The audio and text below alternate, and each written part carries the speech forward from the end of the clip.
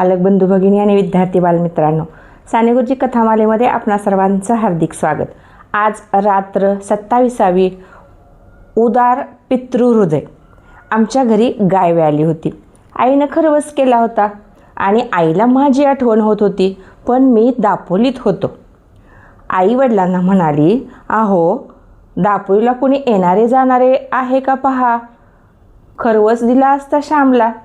वडील म्हणाले, कोण कशाला येणारे जाणारे पाहिजे, मीच जातो की घेऊन खरवस। पण देशील कशात ग। आई म्हणाली, आहे शेराचं भांड, त्यात देईन तुम्हाला मी खरवस भरून, मग उद्याच मी घेऊन जातो। आईनं सुंदर खरवस बनवला आणि दुसऱ्या दिवशी पहाटे उठून वडील ते खरवसाचं भांड घेऊन पायी चालत निघाले। इकडे शाळेची मधली सुट्टी झाली होती। मुलं पाखरासारखी बाहेर सुटली होती। कोणी आंब्याच्या झाडाखाली बसलं होतं, कोणी सुरपार आंब्या खेळत होतं, कोणी खात होतं, तर कोणी वर्गातच बसलं होतं। मी आणि माझे मित्र भेंड्या खेळत बसलो होतो। मला खूप कविता पाठ होत्या। मला नवीन पण कविता तयार करता येत होत्या। त्यामुळे सगळी मुलं एका बाजूला आणि मी एकटा एका बाजूला, तरीसुद्धा मीच त्यांच्यावर भेंडी चढवत होतो। मग एक मुलगा, श्याम कोणीतरी तुला विचारते रे, कोणीतरी तुला शोधतंय, कोणीतरी तुझ्याकडं आलंय असं म्हणत आला। तेवढ्यात माझे वडील माझ्याजवळ येऊन पोचले। मी म्हणालो, भाऊ तुम्ही इथं कशाला आला, आपण घरीच भेटलो असतो। त्यांचा तो अवतार, धोतर, कोट, बांधलेला फेटा पाहून मला लाज वाटू लागली। ते 6 कोस चालून आलेत याच्याकडे माझं लक्ष नव्हतं। मी इंग्रजी शाळेत शिकत होतो, त्यामुळे बाकी काही कळत नसलं तरी पोशाख मात्र झकपक असावा एवढं मला आता कळत होतं।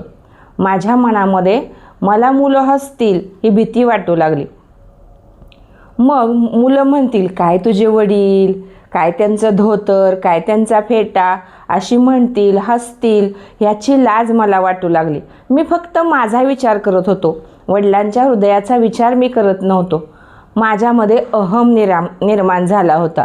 तेवढ्यात वडील म्हणाले, अरे श्याम, हे घे खरवसाची भांड आणि खावा खरवस। श्याम नुसता बघतच उभा राहिला। बाकी मुलं फिदी फिदी हसू लागली।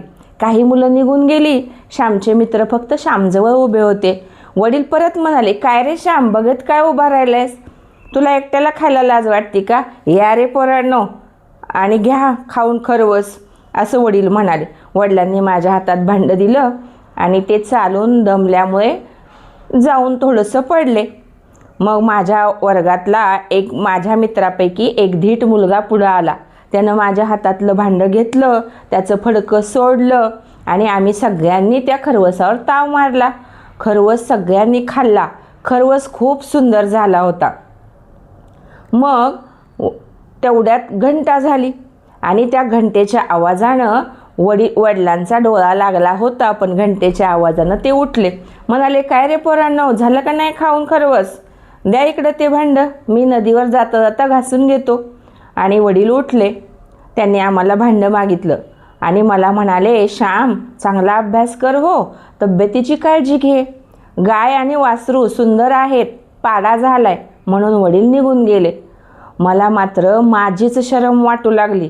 मला असं वाटलं की इतकं प्रेम करणाऱ्या आईवडिलांचा मी कृतज्ञ मुलगा असं माझ्या मनात येऊ लागलं आणि गोष्ट होऊन गेली, पण मनाला रुखरुख लागून राहिली। 6 कोस चालत येणारे फक्त खरवसाच्या वाटीसाठी ते माझे वडील आणि त्यांना पाठवणारी थोर माझी ती आई, माझ्यावर अपार प्रेम करणारे, आणि मी हा असा, त्याचे मला खूप वाईट वाटले। त्यांच्या या प्रेमात, अपार प्रेमाच्या ऋणातून मी कसा मुक्त होणार, त्यांच्या प्रेमाचं हे ऋण कसं फेडणार। मी माझ्या शेकडो बंधू भगिनींना जर असं निरपेक्ष प्रेम देण्याचा प्रयत्न केला तर त्यांच्या या प्रेमाच्या ऋणातून थोडासा मुक्त होईल असे मला वाटते। या व्हिडिओतून आपल्याला काय शिकायला मिळाले ते मला कमेंट्समधून कळवा। व्हिडिओ पूर्ण पहा। व्हिडिओ आवडल्यास लाईक, शेअर, सबस्क्राईब करा। धन्यवाद।